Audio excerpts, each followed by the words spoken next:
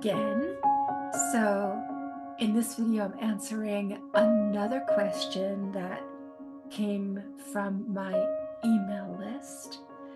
And this one is, this person actually submitted 3 questions. I'm speaking to one of them today. We'll definitely be addressing the other 2 as well. So the one that's being addressed today is, if the ultimate goal is a totally healed and reconnected collective consciousness, how does this account for so many different types of beings? Souls, angels, other life forms I can't even describe, all very clearly at different parts of awareness slash expansion. What a great question.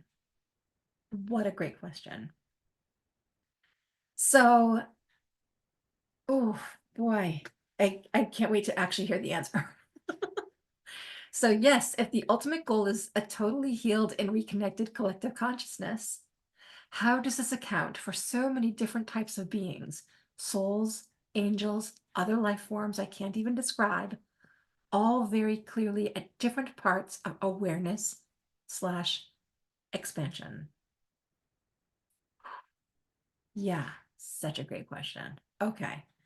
All right. So the answer is, you want to understand that in terms of creating a cohesive, healed collective consciousness, the collective consciousness itself, it is already perfect. Of course, what comes into play here is humans.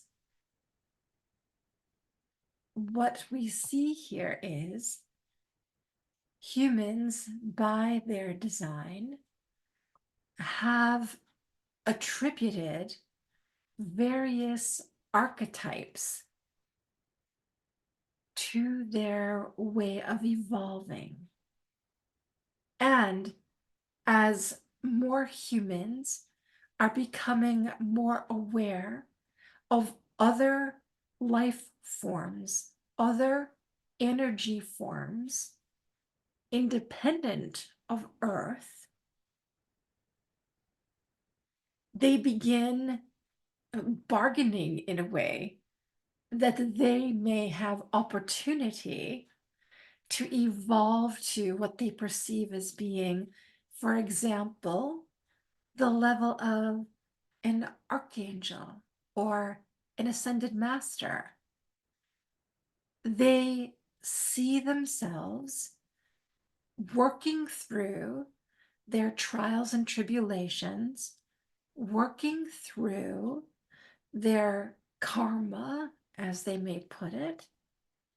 And they also notice in the doing of these things that they are seeing more of who they are when they are not incarnate in the human way. And so it becomes more and more desirable to evolve in that way. Okay, it is okay for this to happen. It is okay for the human to look to other beings for inspiration or motivation. And it is okay for them to desire more evolution and to do what they feel is necessary or are guided is necessary to achieve that. Is there a true purpose for this in some way that is greater than Earth? This is one thing that we have noticed has come about in this long-term experiment that is Earth. And it is something we watch with curiosity and wonder because we see people who are rising above their humanness in ways we did not come to an understanding would be possible. It is quite thrilling in a way to observe this and see how far humans can take themselves into being their energetic self, even as they are in their human suit.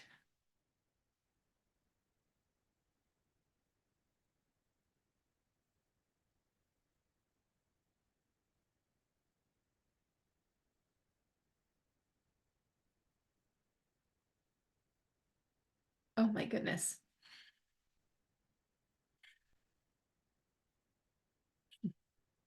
Like the question I'm asking, semi asking, and I guess I'll just ask out loud is, so are we torturing ourselves? Are those of us who are on this evolutionary path, who have chosen this evolutionary path, torturing ourselves? No. So is what we're doing actually beneficial for us? Yeah. Okay. What you want to understand is the efforts that you are making are allowing your human brain to accept that you are more than the human brain would otherwise permit you to be in a way. This is, in some ways, an example of mind over matter, except it is not truly the mind, it is the spirit over matter.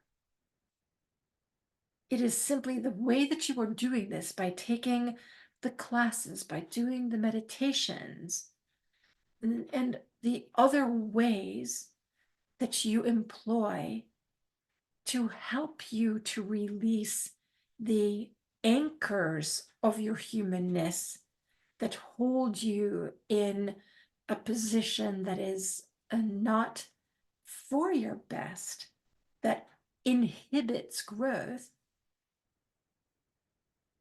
What you are doing is you are freeing yourself to remember who you are in the spirit way, and also bring those spirit ways into your human life, therefore elevating your experience, enriching your experience. We know that for some of you, this may be a hard pill to swallow because it seems as though perhaps that some gamification has been put in place for you to work through this evolution. And that is not the case. It is something that the humans themselves have developed as their knowing has increased, as their spiritual intelligence and awareness has increased. And so we encourage you to continue doing what you are doing, to follow this path, and to continue to free yourselves of the restrictions that your humanness appear to intrinsically put upon you and other situations have put upon you within the parameters of your lifetime.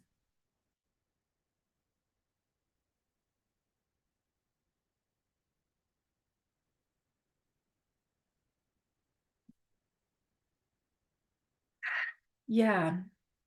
You know, if you watched the last video that I did, which was about biogeometry and sacred geometry, there is a point at which we're cautioned about um, becoming dependent on tools, on things that we feel that we need to do the work.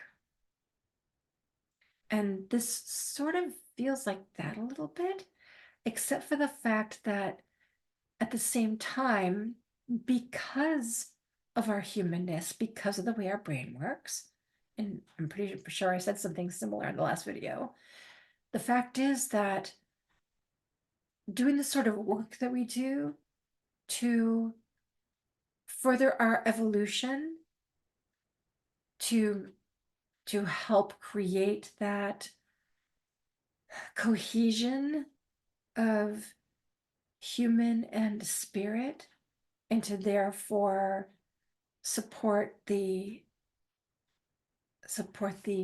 rising, raising of Earth's energy as we're doing so with our own energy. There's nothing wrong with that. There's, in fact, everything right with that. So I would say it's whatever works. You know,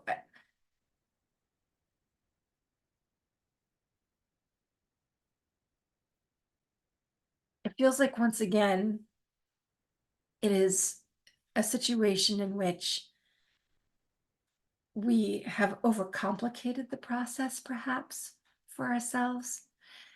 And in part, I really truly feel as though it's an overall societal belief that things have to be really challenging, perhaps really difficult, really hard for us to actually get somewhere, achieve something.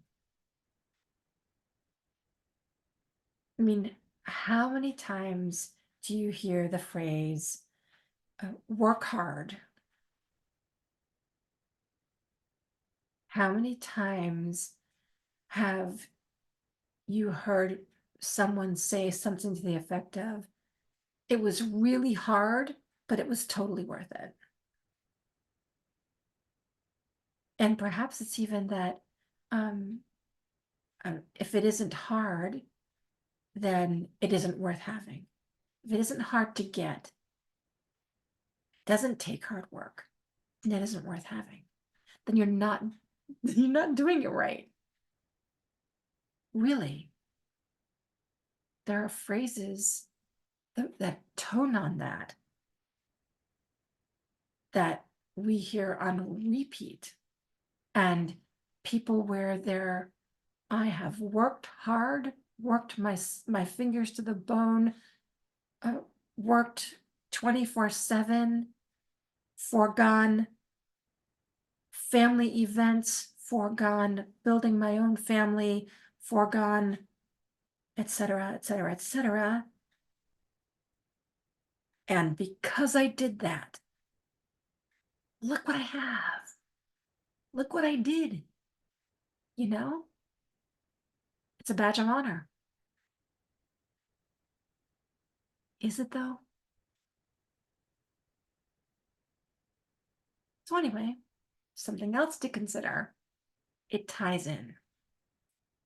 So, for this person who asked this question, because I know them well enough that I can almost hear the um, thoughts that may come of this. um, and for those of you who may be like them, don't get too hung up on this. Don't get too hung up on the thought that you're doing it all wrong. And instead remember that we are, after all, needing to work with our human brain and our human ego in this life. And and so whatever tricks we can use, whatever hacks we can use, so that our brain isn't shouting danger, Will Robinson, every time we astral travel or remote view or come into contact with a spirit energy or some sort of entity, or it's just something that is an unknown to our human brain that is can't be rationalized within our human experience. You know,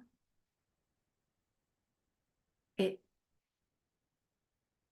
it's okay to it's okay to say, well, it's good to know that. It's good to know that there's another way. And also, I know myself well enough to know that if I need to if I'm going to keep my brain calm so I can continue doing this work and continue evolving, then I'll keep on doing what I've been doing. If it's working,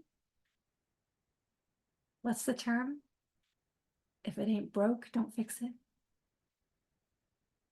Yeah.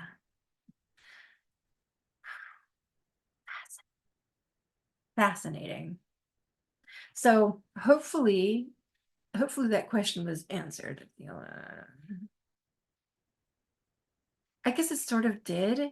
But the thing is, so let me just ask then, um, are are angels, for example, at a very different part of awareness slash expansion than we are?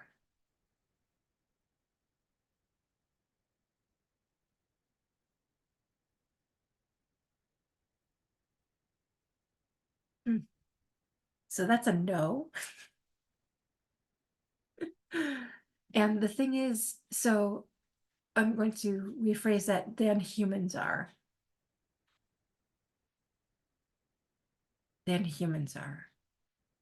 Are angels at a different part of awareness slash expansion than humans are? Yes.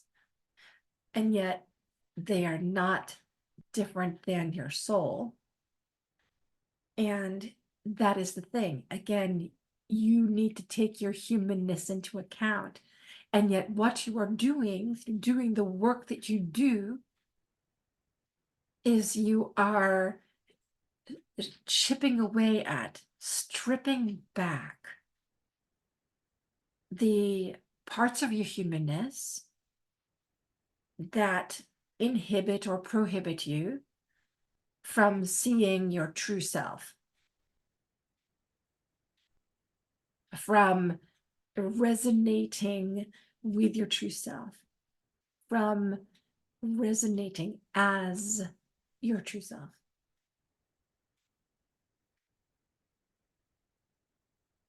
Yeah, so that's the thing here. That's the thing. It's again that humanness. They're showing it to me almost like a layer. It's again, I wish I could show you this light orb on my desk here.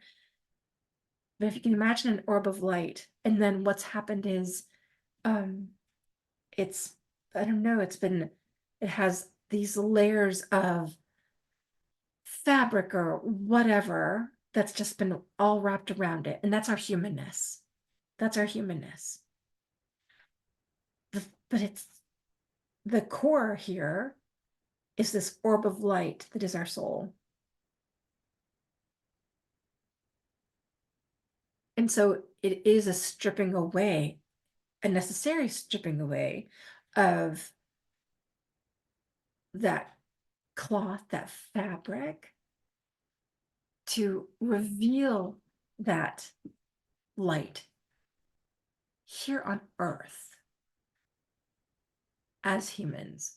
That's the way we do it. Could there be another way to do that here on Earth? Yes. Would it behoove us to do it? No. You know what I just heard, and I don't like it one bit, is witch hunt. Because the thing is, it's become pretty tolerable for those of us who are on this path at this point in time to do the work that we do, to follow this evolutionary path, which involves employing magic, depending on who you are, intuition, energy healing, psychometry, um, cards, pendulums, and all other manner of tools that we might use to divine things. Channeling. Imagine if somehow we were simply able to shake off the human garb, so to speak, that is covering our soul light. And suddenly there we are, standing on the street corner, standing in our front yard, sitting at our desk at work.